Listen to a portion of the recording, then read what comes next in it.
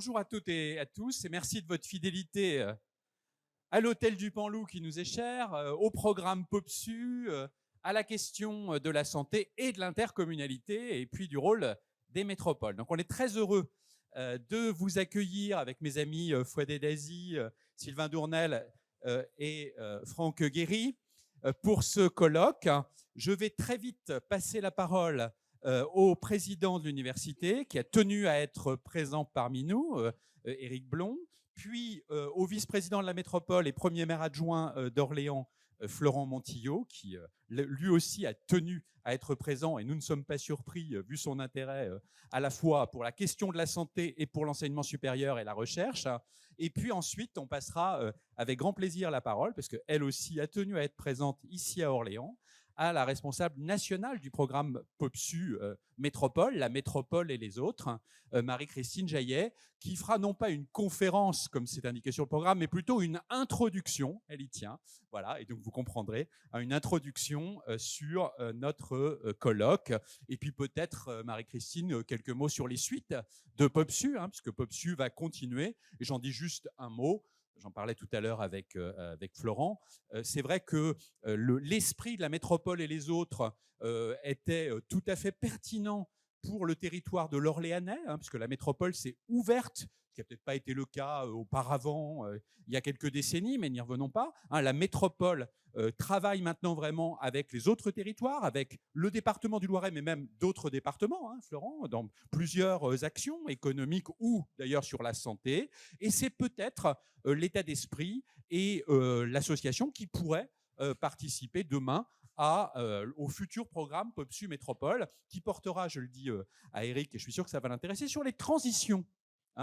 Alors, je rappellerai simplement d'un mot, parce que ceux qui me connaissent savent que je suis très bavard, donc je ne vais pas tenir toute la matinée, que l'Université d'Orléans, quand elle a été refondée, plus exactement quand l'Université Orléans-Tours s'est séparée en deux morceaux, donc autour de 1968, eh bien, l'Université de Tours a été baptisée par le ministère Université de la Ville, puisqu'il y avait le Centre de la Renaissance, etc., et l'Université d'Orléans, Université de l'écologie. Il y a 50 ans. Bon, Orléans, voilà, donc là-dessus se positionne. Merci à vous et je passe immédiatement la parole au président de l'Université d'Orléans, Éric Blon. Merci Pierre, merci beaucoup pour cette introduction toujours riche en informations historiques. Alors, je tenais à être présent ce matin, c'était très important pour moi. Je me suis organisé pour faire quelque chose qu'on fait trop rarement, pour vous remercier. Chers collègues, chers membres de ce groupe POPSU, puisque vous avez travaillé comme de nombreux universitaires, mais pas que, je sais qu'il n'y a pas que des universitaires dans le groupe POPSU, vous avez travaillé et produit des petits ouvrages avec un format, on en parlait à l'instant avec votre présidente, un petit format parfaitement adapté aux gens pressés, pour faire le point sur un sujet. Non, mais c'est important parce que je suis universitaire, vous vous en doutez bien, on produit toujours des longs mémoires qui sont lus par nos doctorants, par nos étudiants de master, par nos collègues de section CNU, mais en fait, ça ne sort pas du sérail. Ça ne sort pas du sérail parce qu'ils sont trop longs, ils sont trop touffus, et certains nous diraient même qu'ils sont incompréhensibles parce qu'on a un jargon qui nous est propre.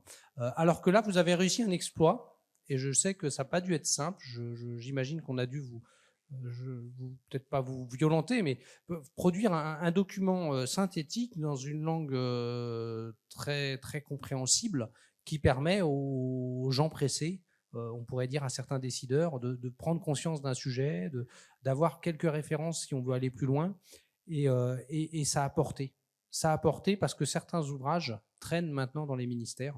Je peux vous dire que moi, j'en ai distribué à beaucoup de ministres régulièrement, notamment celui-ci sur la métropole par la santé. Pourquoi celui-ci? Parce que je suis à Orléans et vous savez qu'à Orléans, il y avait un sujet particulier. Et ça a porté parce qu'on a souvent mis en avant, et c'est important, le poids du front uni politique. Et ça a été un élément important pour l'obtention de ce CHU et de cette future faculté de médecine. Mais il ne faut pas négliger le travail de fond qui avait planté la graine.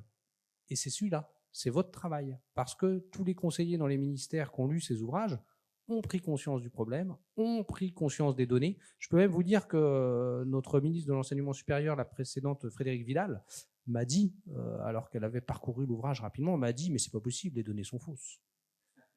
Je dis « ben si, les données sont justes, les collègues ne produisent pas des travaux faux ». Et donc, voilà, je tenais vraiment à vous remercier parce que on dit trop souvent que les travaux en SHS, je ne vous fais pas la litanie, on la connaît tous, on dit trop souvent que ce qu'on produit, c'est rangé dans des tiroirs. Eh bien, pas toujours, ça a porté. Donc, un grand merci, et je ne peux que vous encourager à poursuivre dans cette voie de travaux qui amènent le changement, qui l'amènent, un travail de fond. Alors, c'est jamais celui qui est mis en avant. Voilà, je crois que nous autres universitaires, on plante les graines et on laboure, mais c'est ce qui fait avancer. Et là, c'est très, très important. Et je finirai par une note extrêmement plaisante. J'étais à Matignon il y a peu pour faire le point sur notre projet d'ailleurs, on m'a expliqué que ce n'était plus un projet, mais un programme, ce qui change tout. C'est vrai, il faut que je me le mette en tête. Notre programme de faculté de médecine. Et à Matignon, il se dit que ce qui est en train de se faire à Orléans, si ça marche bien, servira de modèle pour d'autres régions. Et ça, c'est quelque chose d'extraordinaire, parce que ça veut dire qu'on passe d'une situation tragique à une situation qui pourrait devenir un exemple d'organisation pour d'autres régions. Et là, vous êtes en plein dans le sujet, parce que les intercommunalités, les métropoles, le rôle des uns et des autres, comment on pourrait faire bouger les choses pour que ça marche mieux. Je crois que c'est un peu notre objectif à tous. Là, vous êtes vraiment en plein dans le sujet. Donc voilà, je ne voulais pas en dire plus. C'était vraiment juste venir pour vous dire un grand merci. Et puis surtout, continuez. N'ayez cesse que de continuer. C'est pas grave de ne pas être lu tout de suite. Voilà. Des fois, il faut 10 ans, 15 ans. Mais ça finit par porter. Donc merci beaucoup à vous.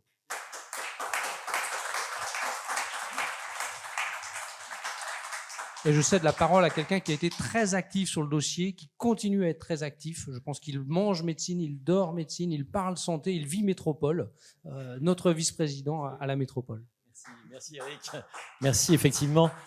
Alors moi, je m'associe aux propos d'Éric Blond en disant que bien sûr, je suis là à la fois d'ailleurs vous accueillir là en tant que premier maire adjoint et vice-président de la métropole dans ce lieu magique qui nous est cher, je dirais même, mon cher Pierre, qui nous est très cher, surtout pour la ville, parce qu'il faut savoir que historiquement ici, c'était la bibliothèque que nous avons pour certains, notamment en fac de droit, connue, voilà, et qui a été évidemment totalement rénovée il y a maintenant une quinzaine d'années, entre 15 et 10 ans. Donc c'est effectivement un lieu emblématique et magique et bien utile aussi à l'université. Donc vous remercier de votre présence bien sûr et vous dire deux choses. La première, c'est que j'ai été impressionné par la qualité des intervenants et du programme de ces 2 journées. Je veux dire que quand j'ai reçu l'invitation pour cette session PopSU, j'ai regardé de façon très attentive à la fois les intervenants, mais également le programme d'une densité extraordinaire.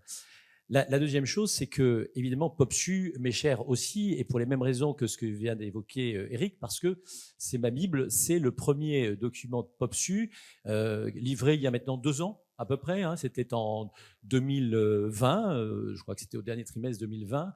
On avait d'ailleurs une réunion de travail juste avant la livraison. Et évidemment, dans ce document, il y avait quelque chose que nous connaissions assez bien, et depuis quand même quelques décennies, mais qui apparaissait de façon scientifique, entre ce qui peut être une représentation, ce qui peut être une sensation, et à l'inverse, ce qui est un travail scientifique. Ce sont 2 choses, 2 nuances, mais en l'occurrence qui évidemment résonnaient ensemble.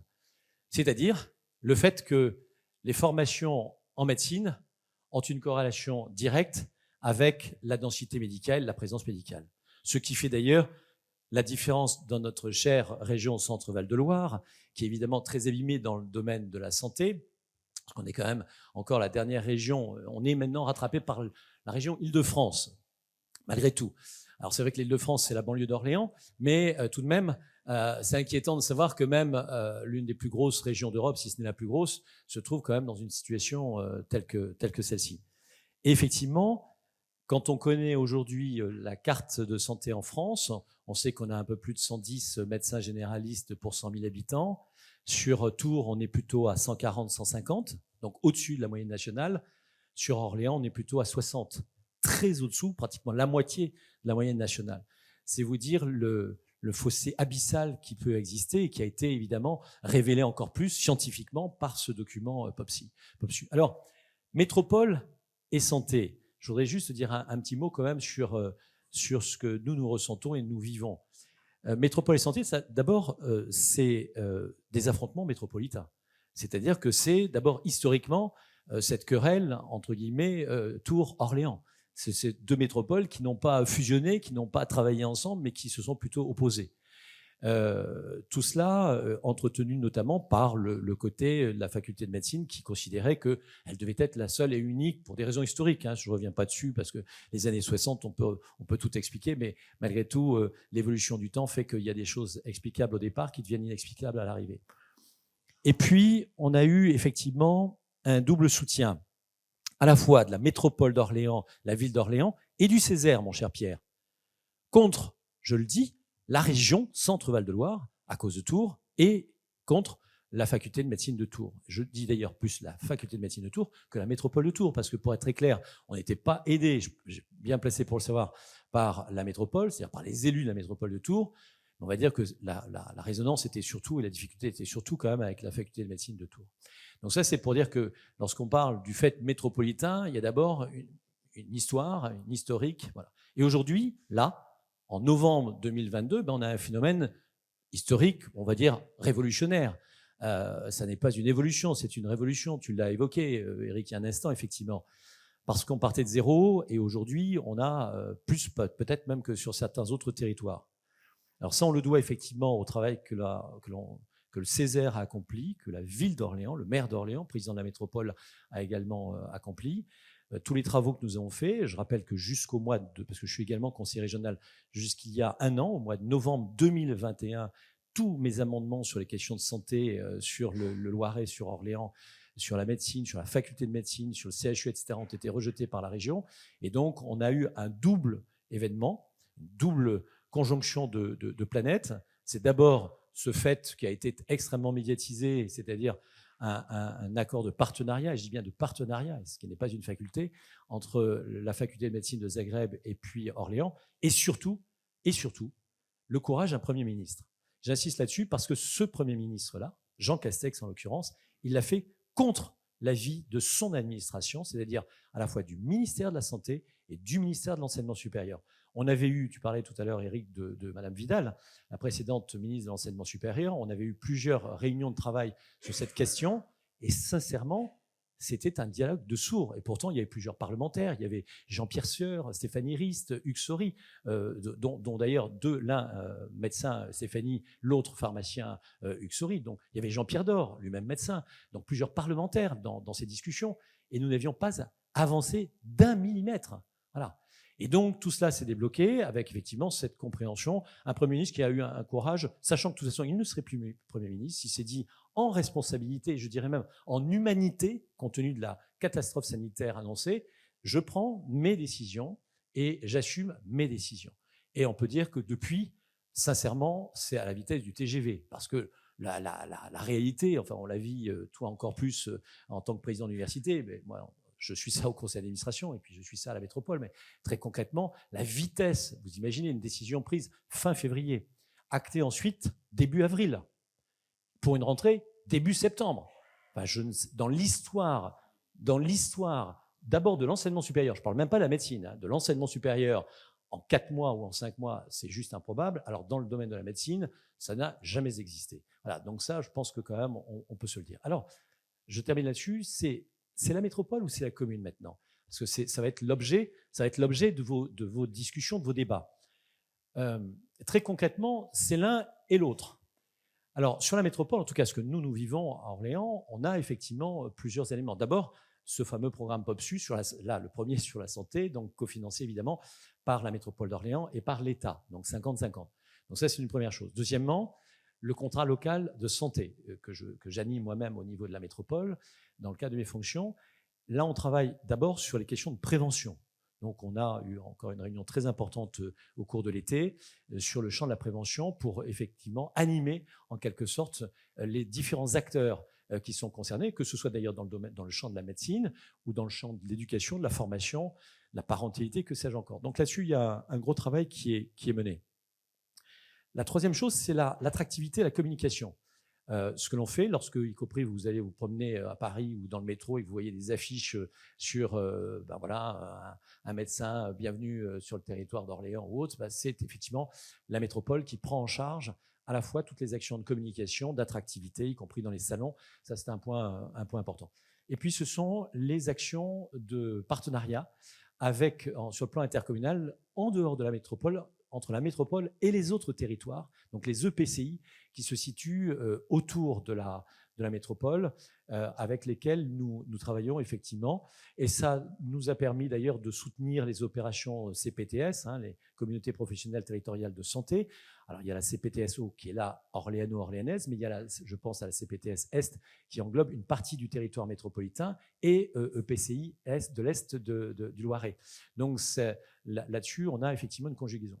Pour autant, et il ne faut pas se jouer de mots sur cette question-là, la réalité, c'est malheureusement parfois plutôt un affrontement communal qu'une solidarité métropolitaine. Pour 2 raisons, ou pour 3 raisons. La première, c'est l'ARS.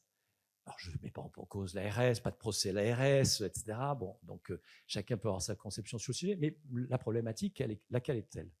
C'est d'abord les choix cartographiques de l'ARS, c'est-à-dire la notion de zonage. Les fameux ZIP, les ZAC et rien du tout. Les zones d'intervention prioritaires sur la métropole jusqu'au début de cette année, c'est-à-dire janvier 2022, c'était quelques territoires en ZIP. Et je vous donne un exemple qui est tout à fait extraordinaire, extravagant, la commune d'Olivet, petite commune de 22 000 habitants, grosso modo, pour ceux qui ne connaissent pas, le Neuilly de la métropole. ZIP, zone d'intervention prioritaire, qui doit aujourd'hui avoir une dizaine de médecins. Le petit quartier populaire de la Source, d'Orléans, petit quartier de 22 000 habitants, grande université, CNRS, BRGM, etc. Enfin, c'est même une ville de 40 à 50 000 habitants dans la journée, en vérité, entre l'université, les centres de recherche, les centres commerciaux et la population locale, c'est plutôt 40-50 000 habitants. Rien du tout, même pas ZAC. Moralité, à la même époque, 1 médecin. 10 à 1. Ça, c'est plutôt un score, c'est plus un score de football, mon cher Pierre. Alors, évidemment, il y a une augmentation de 100%, on vient de réussir à avoir un 2e médecin à la Source. Donc, une erreur, mais soyons clairs, c'était des médecins de la Source, pour certains qui sont même partis à Olivet. Il faut imaginer la subtilité de l'ARS. Au lieu d'avoir un zonage qui corresponde à un territoire, c'est-à-dire non pas à une limite géographique d'une commune à une autre commune, mais à un territoire, bien sûr, eh bien, en l'occurrence, en décomposant ainsi parcelle par parcelle, vous avez un affrontement communal qui est suscité en quelque sorte, ce qui est logique, puisque évidemment, avec le fameux ZIP, les médecins bénéficient d'aides jusqu'à 50 000 € quelque part, lorsqu'ils ont 0 € à côté. Vous imaginez. Et puis, c'est également, sur un autre thème, la question entre le salariat et le libéral. La commune d'Ingré, toujours sur le territoire métropolitain, petite commune de quelques milliers d'habitants, qui vient dans son centre de santé de piquer un médecin libéral de la ville d'Orléans sur la maison de santé pluridisciplinaire dans le quartier populaire de l'Argonne, cette fois-ci nord-est, Dr Fleury, qui est parti à Ingré pour passer en salariat, et etc., et etc. Je pourrais comme ça animer. Et donc finalement, ce sont maintenant les communes, à la vérité, qui s'emparent et qui prennent les initiatives. Création de centres de santé municipaux ou territoriaux, MSP bien naturellement, choix même, ce que nous avons fait par exemple à Orléans récemment, c'est-à-dire de décider, nous, de soutenir l'installation justement des médecins dans les zones qui ne sont pas en ZIP, donc qui échappent effectivement aux interventions, aux aides de l'ARS, avec une aide à l'installation de 15 000 € dans ces zones, abondée en plus par 15 000 € par le conseil départemental du Loiret, et puis également une bourse pour les étudiants qui font médecine, que ce soit ceux d'ailleurs de la faculté de médecine d'Orléans lorsqu'ils vont passer en 2e année ou ceux de Zagreb, dans la mesure où ils contractualisent avec notre territoire pour s'engager à rester au minimum 5 années lorsqu'ils auront terminé leurs études. Donc c'est pour dire que la vérité, c'est que le fait métropolitain, il est important, nous avons des actions métropolitaines, mais la réalité, celle du vécu quotidien, c'est beaucoup plus un affrontement à l'intérieur d'un territoire métropolitain entre les communes. Voilà, donc je voulais juste souligner ça.